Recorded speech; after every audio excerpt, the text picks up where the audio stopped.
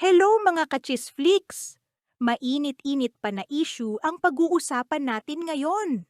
DJ influencer na si Jelly O may update sa kanyang Instagram at mukhang pinag-iintay ang mga tao sa part 2. Nag-post din siya ng update tungkol sa mukha niyang nabugbog umano ng Life ex-fiancé na update. si Jam Ignacio. Sa mga nag-worry po dyan, guys, huwag na kayo mag-worry. I'm getting better.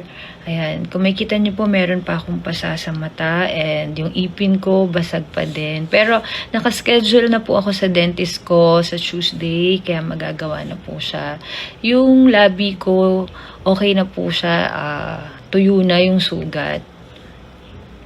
And I'm planning na bumalik na sa work this week kung mawawala na po yung pasa and maganang mukha ko.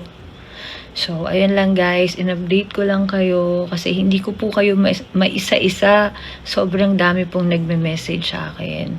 Again, marami pong salamat sa prayers and pag-aalala nyo. God bless you all. Pinasalamatan din nga ang kanyang ina at parati itong nasa tabi niya. Heto ang mga litrato, tara, at tingnan natin ito.